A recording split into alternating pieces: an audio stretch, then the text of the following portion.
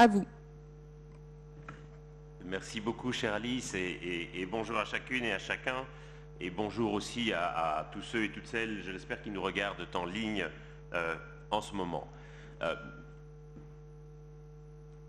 Si vous le permettez, je vais commencer mon intervention en rappelant deux questions qui sont souvent posées par le public lorsque nous, je dis nous, scientifiques, faisons des conférences sur le climat. La première émane souvent d'une personne qui est dans le doute ou dans le déni par rapport à la science du climat. Et je me souviens en particulier d'un échange entre une de ces personnes et Hervé Le Treut, qui, comme vous le savez, est un des plus grands climatologues du pays. Et donc, Hervé Le Treut, en conférence, est confronté à une personne qui n'accepte pas, qui ne croit pas qu'il y ait en ce moment un changement climatique d'origine humaine. Et donc, Hervé Le Treut, avec beaucoup de patience, lui explique pourquoi il y a bien un problème de dérèglement climatique et pourquoi c'est bien le forçage radiatif lié aux activités humaines qui en est la cause. Et à un moment donné, l'échange débouche sur un dialogue de sourds où la personne lui demande naïvement « Très bien, j'ai entendu vos explications, mais pourquoi est-ce que je devrais vous croire ?» Et là, Hervé Le Treut est un peu désarçonné. Et il dit, mais comment ça, pourquoi est-ce que vous devriez me croire? Mais je suis directeur d'un des plus grands laboratoires de France sur le climat, je suis au CNRS, je suis à l'Académie des sciences, je suis au GIEC. Si vous ne me croyez pas, alors vous ne pouvez plus croire aucune institution scientifique. À quoi croyez-vous? Et évidemment, la personne croyait dans sa propre vérité. Et il y a évidemment à un moment donné où la science, quelque part, ne peut plus rien face à la vérité subjective que vont se construire les gens. Et c'est une vraie question en démocratie. Et puis il y a une autre question qui est posée systématiquement quand on fait des conférences sur le climat, et Pascal Perrineau l'a bien rappelé, c'est celle-ci. Pourquoi est-ce qu'on ne laisse pas le GIEC décider? Est-ce que vraiment nos politiques sont capables de comprendre un système aussi complexe? Est-ce que vraiment nos politiques sont capables de prendre des décisions qui vont nous engager à ce point pour l'avenir? Est-ce que ce ne serait pas mieux pour tout le monde si on laissait le GIEC décider en matière de climat? Alors d'abord, ceux qui posent la question généralement n'ont jamais assisté à une réunion du GIEC et donc peuvent penser que ce serait une bonne idée de laisser les scientifiques décider. Mais ce serait évidemment une catastrophe, non seulement parce que ce serait illégitime d'un point de vue démocratique, et surtout parce que je pense que les gens surestiment la capacité des scientifiques à prendre des décisions politiques. Les plus gentils d'entre eux me disent « Mais vous devriez vous présenter, vous l'ancien politique, et on voterait pour vous. » Mais je ne nous vois pas créer un parti de la science et nous présenter au présidentiel. Parce qu'en réalité, ces questions qui touchent à notre capacité à prendre des décisions et à les appuyer sur des bases scientifiques ne peuvent pas masquer, je crois, un problème fondamental des démocraties face au changement climatique, le fait qu'elles soient à la fois mal équipées pour traiter de la question du climat et qu'elles soient en crise. Et j'ai envie de dire que si nous voulons lutter efficacement contre le changement climatique, nous devrons avant tout résoudre la crise de la démocratie représentative. Je vais d'abord expliquer pourquoi, à mon sens, nos démocraties sont mal équipées pour gérer la question climatique. D'abord, elles sont mal équipées pour gérer la question du lointain, pour gérer la question du long terme. On l'a rappelé, les mandats électifs sont de plus en plus courts et les décisions à prendre pour le climat sont des décisions de très long terme. Et il y a d'ailleurs, je crois, une erreur fondamentale que nous avons faite en tant que scientifiques, qui était de calibrer des modèles climatiques sur du long terme, voire du très long terme, avec des échéances à 2050 de neutralité carbone, des échéances à 2100 plus 2 degrés maximum, c'est-à-dire des échéances qui dépassent l'espérance de vie de beaucoup d'électeurs. Qu'est-ce que ça peut dire à un électeur quand un gouvernement lui dit « nous serons neutres en carbone en 2050 » lorsque cet électeur sait parfaitement qu'il sera mort en 2050. Alice a rappelé qu'il y a un peu moins de 5 ans, les chefs d'État et de gouvernement d'un peu moins de 200 pays ont signé l'accord de Paris, accord dans lequel ils s'engageaient à garder la hausse de température sous 2 degrés Celsius d'ici 2100. Chacune des personnes qui a apposé sa signature au bas de l'accord sait parfaitement qu'elle sera morte en 2100. Et que donc, aucune de ces personnes ne sera tenue comptable de cet engagement. Et une des raisons, quelque part, pour laquelle on a choisi cet horizon de 2100 et pour laquelle les gouvernements l'ont accepté, c'est parce qu'ils savaient très bien qu'aucun d'entre eux ne serait tenu comptable du respect ou non de cet engagement, parce que et eux-mêmes et leurs électeurs seraient morts d'ici 2100. Et le problème, je crois, d'avoir posé des échéances aussi lointaines, c'est que ça nous conduit à ne rien faire avant l'échéance. Et donc je suis devenu, au fil du temps, un grand opposant à ces échéances lointaines, parce que je pense que ce sont précisément ces échéances lointaines qui paralysent l'action sur le long terme. Si vous me dites, comme le fait si régulièrement ma femme, qu'il faudrait que je perde du poids, si je me mets comme échéance une perte de 10 kilos d'ici 2030, soyez sûr que je vais continuer à boire trop de bière et trop de vin jusqu'en 2029, et que c'est à partir de 2029 que je vais me dire, oh là là, j'en suis toujours au même poids, il faut absolument que je concentre mon effort sur la dernière année. Et on sait bien qu'en matière climatique, ça va produire des résultats catastrophiques, parce que, hélas, la science est là et les limites planétaires sont là pour, quelque part, confronter l'horizon infini du politique. Il y a un vrai décalage générationnel qui est dû simplement à ce qu'on appelle l'inertie du système climatique, qui est un phénomène physique qui fait que le climat met environ 2 générations, une cinquantaine d'années, pour réagir aux émissions de gaz à effet de serre que nous envoyons dans l'atmosphère. En d'autres termes, les émissions de gaz à effet de serre que nous produisons aujourd'hui, lors de cette journée, ne vont pas avoir un impact immédiat, mais vont se traduire par des impacts dans environ 50 ans. Ce qui veut dire que les impacts du changement climatique que nous voyons aujourd'hui, la vague de chaleur en Sibérie, les incendies en Californie, les inondations au Soudan, ces impacts du changement climatique sont le résultat non pas de nos propres émissions, mais des émissions de nos parents et de nos grands-parents.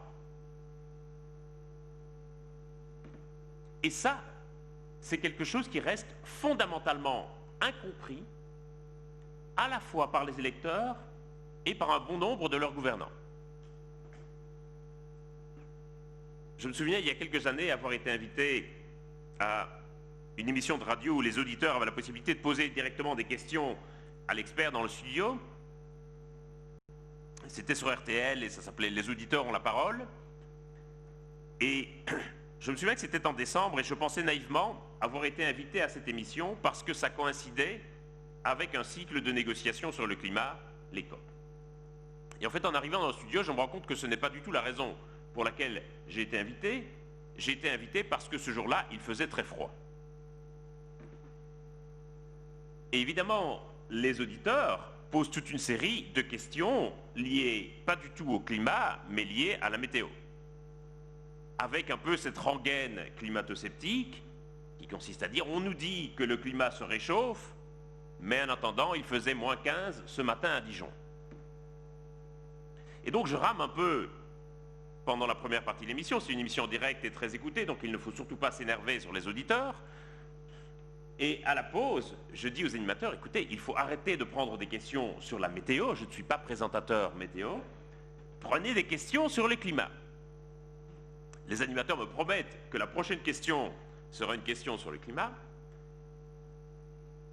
On prend l'auditeur en ligne et l'auditeur se présente tout de suite comme un ingénieur de Bordeaux. Et là, je sens, quand il se présente comme un ingénieur de Bordeaux, c'est un truc que font les ingénieurs, se présenter spontanément comme ingénieur et mentionner les études qu'ils ont faites avant de dire leur prénom. J'espère qu'il n'y a pas trop d'ingénieurs parmi vous dans la salle. Et donc, cet ingénieur de Bordeaux dit « Moi, je pense que la vague de froid que nous connaissons actuellement est une excellente nouvelle. Ça veut dire que le climat en France est revenu à la normale. » Je dis « Revenu à la normale, monsieur l'ingénieur de Bordeaux ?» Il me dit « Oui.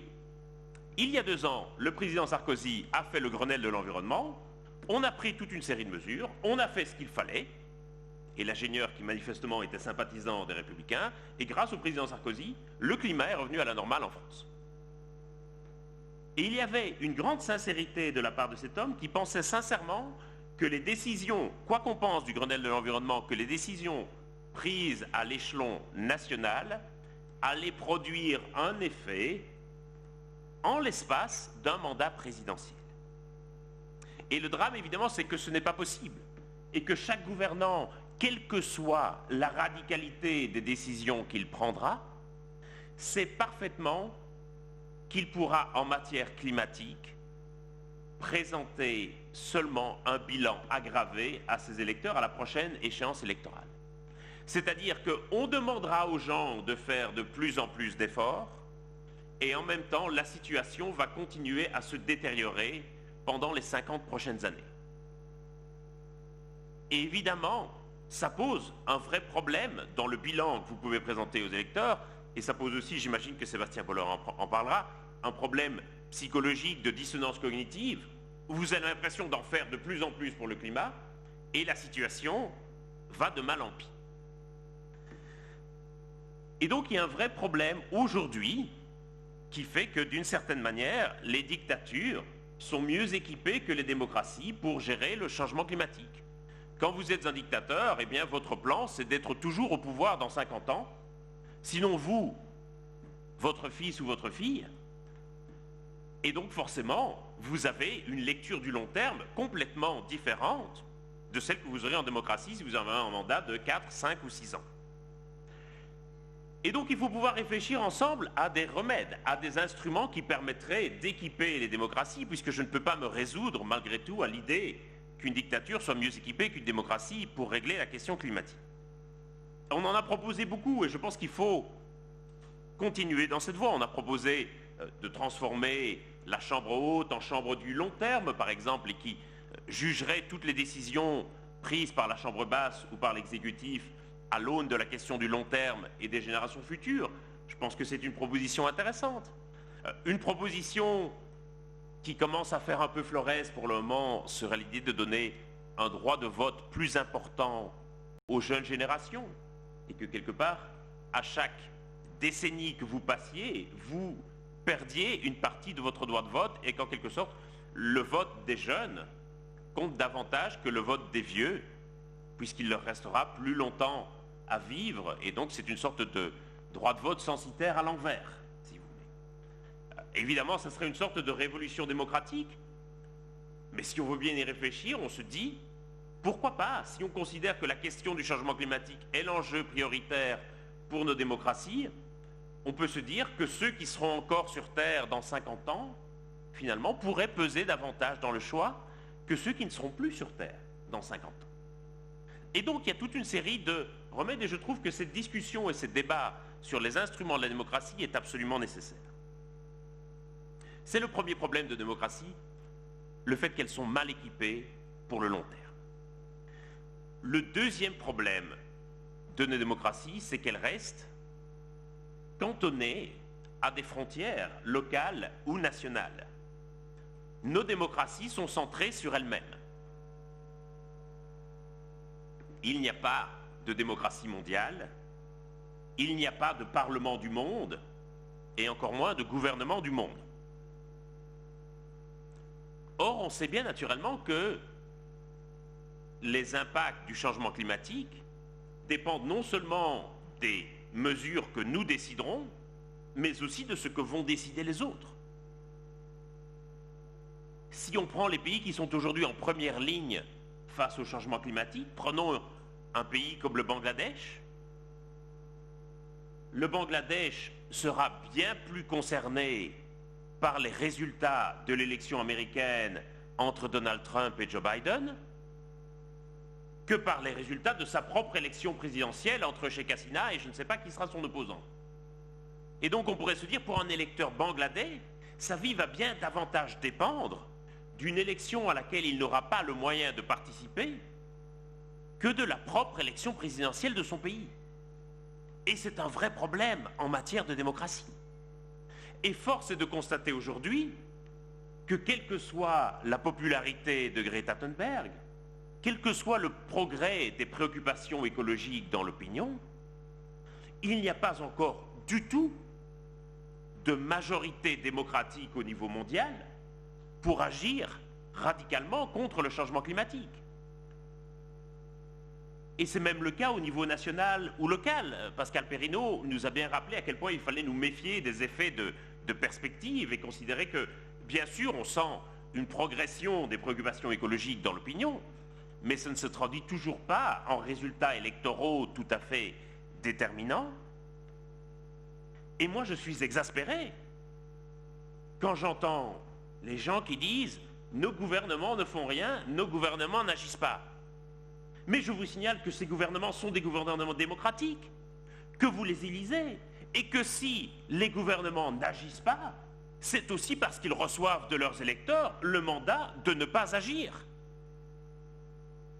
Il faut quand même prendre conscience de ça et de la réalité du fait qu'il n'y a pas aujourd'hui de majorité démocratique pour engager une action radicale contre le changement climatique. Alors ça ne veut pas dire que ça n'arrivera jamais, ça ne veut pas dire que c'est impossible, mais en attendant, nous n'y sommes pas encore, et nous en sommes encore assez loin. Et on pousse encore aujourd'hui des cris d'orfraie ou de vierges effarouchées quand on se dit « oh là là, cette COP25 de Madrid a été un échec ». Comment pouvait-il en être autrement lorsque les principaux leaders mondiaux à cette conférence internationale arrivait avec le mandat de la faire échouer? Que vous preniez des leaders comme Donald Trump, Jair Bolsonaro, Modi en Inde, voilà des leaders qui sont élus sur un agenda nationaliste anti-climat. Les électeurs votent pour des présidents qui vont leur dire non seulement je ne vais rien faire pour le climat, mais je vais au contraire continuer à encourager les énergies fossiles, et je vais faire en sorte que les conférences internationales échouent pour que nous ne soyons obligés à rien. Et quelque part, on a en face, en quelque sorte, le camp du bien, qui croit encore en la coopération internationale, qui n'a pas élu de leader nationaliste et dont les chefs d'État acceptent peu ou prou de se préoccuper de l'enjeu climatique, qui est incapable de s'organiser et qui, quelque part, fait semblant d'être surpris de l'échec de conférences internationales. Je pense qu'il faut absolument réaliser aujourd'hui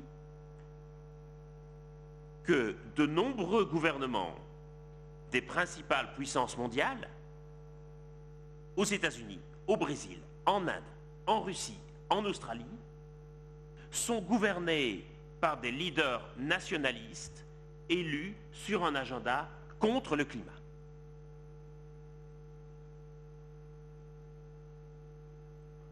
Et on pourra danser tout nu sur sa tête pour s'en désoler, ça ne change rien au fait que ces gens ont été élus. C'est donc le deuxième problème de nos démocraties, c'est le fait qu'il n'y a pas de parlement mondial et que nos démocraties sont limitées par des frontières territoriales. Et le troisième problème, c'est évidemment que nos démocraties sont en crise profonde.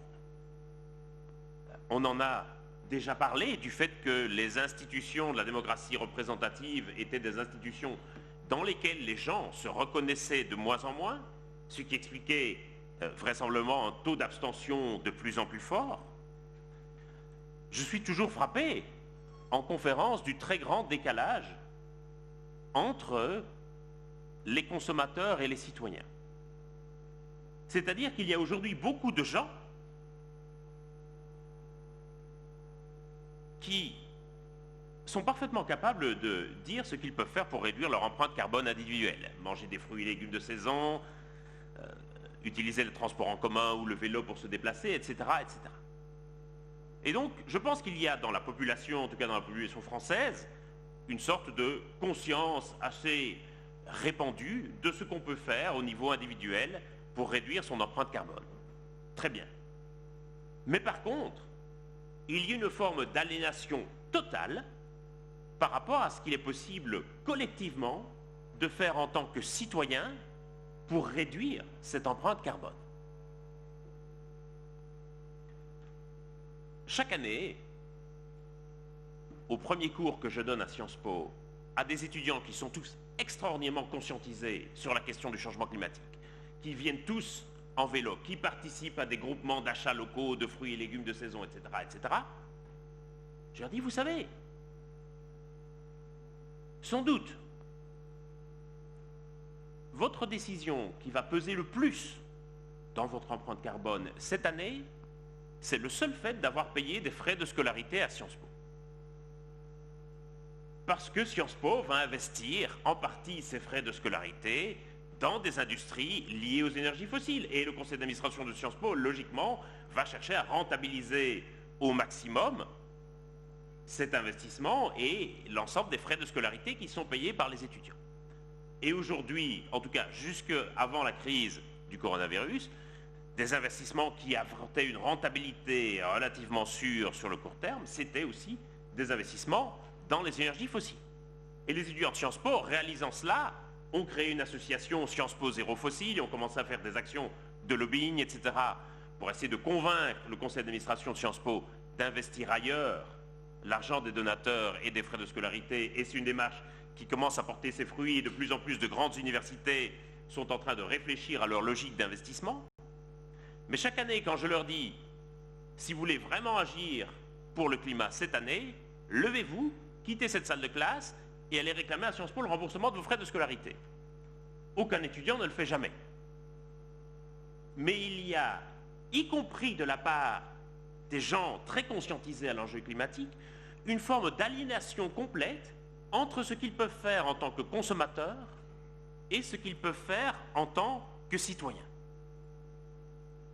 Combien de fois n'entends-je pas en conférence des gens qui disent « Oui, mais ça, c'est des décisions prises par le gouvernement ou des décisions prises par les multinationales auxquelles on ne peut rien, sur lesquelles on n'a pas de prise. »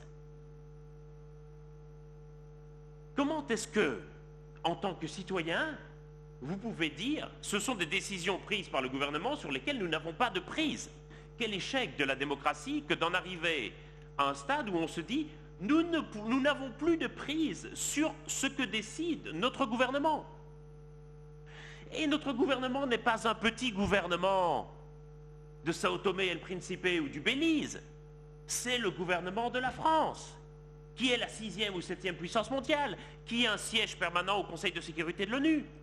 Lorsque les gens disent c'est des décisions prises par des multinationales, ils pensent toujours aux multinationales américaines, en oubliant que la France est le siège d'un nombre incalculable de multinationales qui ont une empreinte carbone considérable. Renault-Nissan, numéro 1 mondial de l'automobile. Lafarge, numéro 1 du ciment. Carrefour, numéro 2 de la grande distribution. BNP Paribas ou la Société Générale, qui sont des banques qui comptent parmi les principales banques mondiales. Total, numéro 10 des industries pétrolières. C'est quand même pas des multinationales qui ne comptent pas dans la bataille contre le changement climatique. Mais les gens se sont complètement aliénés comme si c'était quelque chose qui leur passait par-dessus la tête. Et donc je crois qu'une des priorités, si on veut lutter efficacement contre le changement climatique, c'est que les gens réalisent à la fois ce qu'ils peuvent faire en tant que consommateurs, et ces petits gestes individuels sont importants, ça représente à peu près 30% des émissions de carbone de la France. Selon les pays, ça représente entre 25 et 40% des émissions. Mais on n'y arrivera pas si les gens ne prennent pas conscience aussi de ce qu'ils peuvent faire ensemble, en tant que citoyens. Et c'est là, je crois, où il faut pouvoir renouveler la démocratie pour résoudre cette crise de confiance dans la démocratie représentative. Ça passera sans doute par de nouvelles formes de démocratie. On a parlé de la Convention citoyenne pour le climat. Il y a effectivement quelque chose d'intéressant dans ce processus de démocratie délibérative où vous prenez 150 Français tirés au sort avec des opinions diverses sur le climat, vous les soumettez pendant 9 mois à une délibération éclairée par des avis d'experts, et vous en sortez 150 Greta Thunberg à la fin. Il y a quelque chose d'intéressant et de fascinant dans cette expérience, raison pour laquelle on a récemment proposé avec Bruno Latour de l'étendre aux mairies et de faire des conventions citoyennes locales pour que quelque part, ce qui a bénéficié, cette délibération qui a bénéficié à 150 citoyens, puisse être étendue à un beaucoup plus grand nombre de personnes. Et puis il faudra aussi, et ça je crois que c'est un impératif, recréer les conditions d'un débat démocratique apaisé. Je suis très frappé de voir la fragmentation croissante de nos démocraties et du débat public.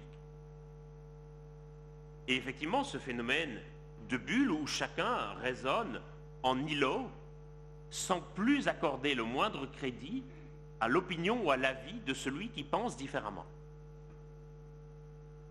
Je vais vous raconter ici une petite histoire qui s'est produite ces jours-ci dans mon pays natal, la Belgique, et qui concerne un monsieur dont vous n'avez jamais entendu parler, qui s'appelle Harald Mollers.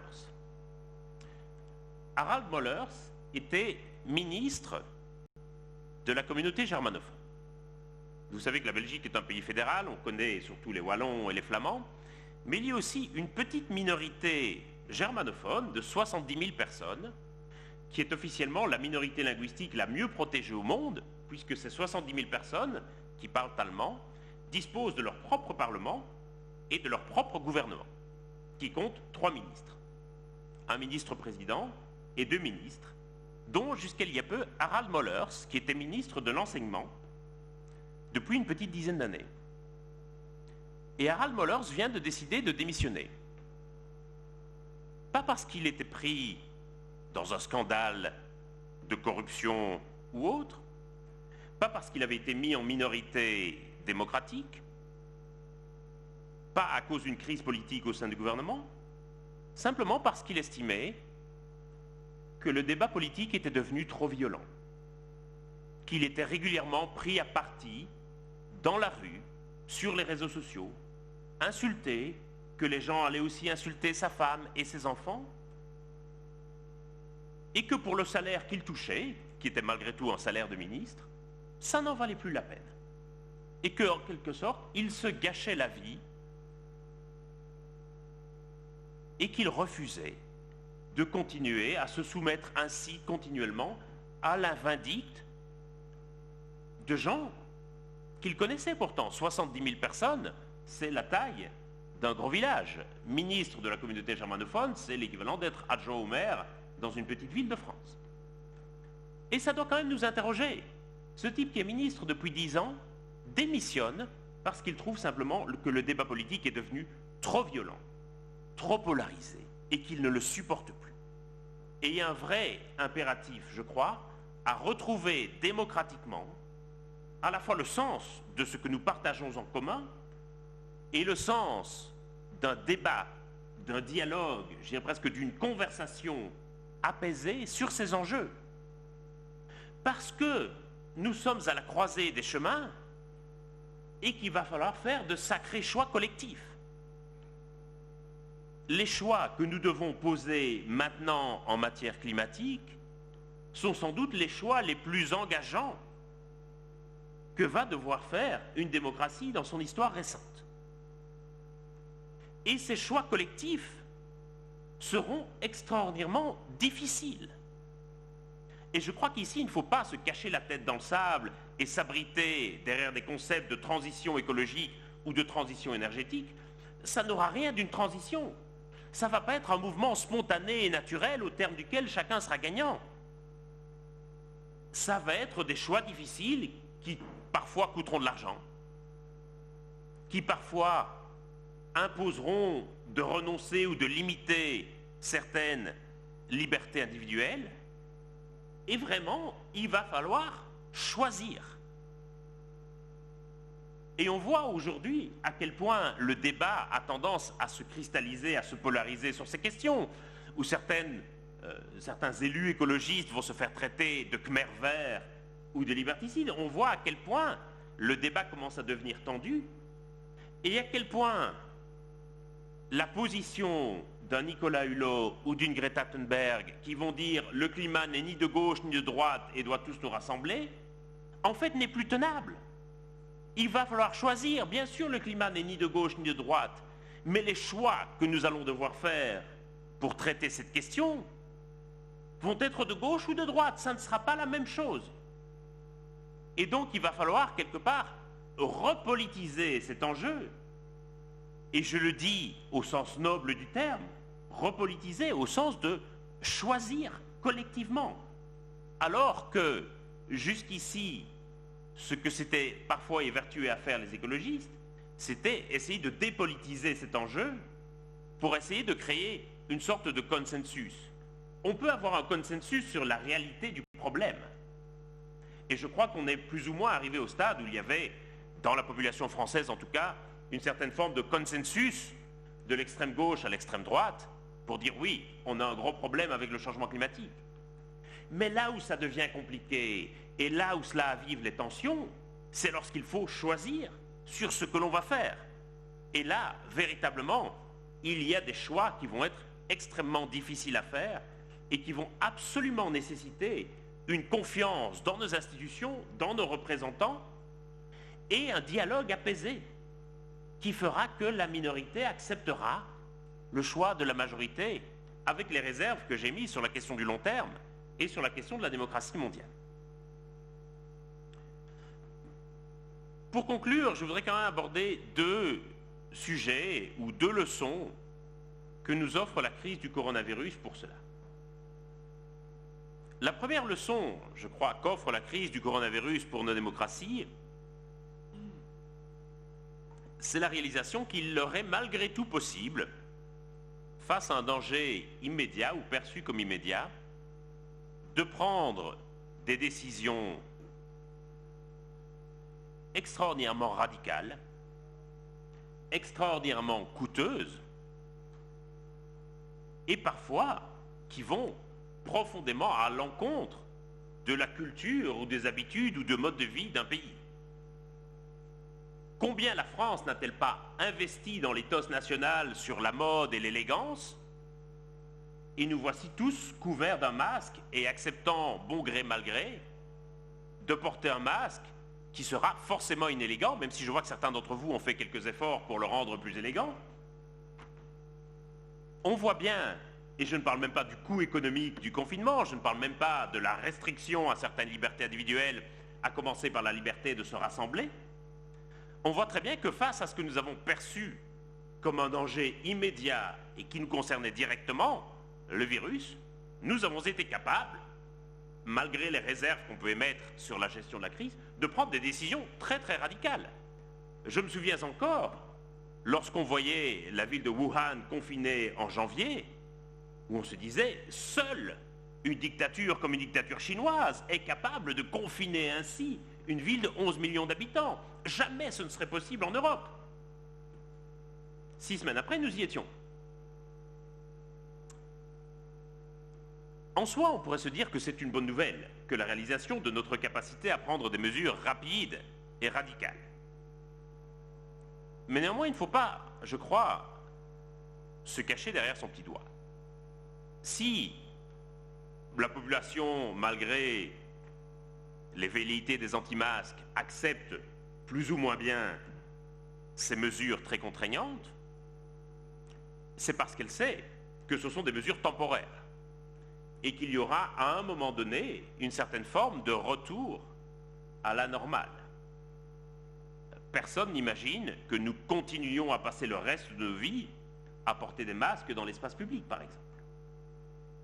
En tout cas, personne ne l'imagine pour le moment. Personne n'imagine que nous puissions rester confinés une deuxième fois pendant des semaines ou pendant des mois entiers.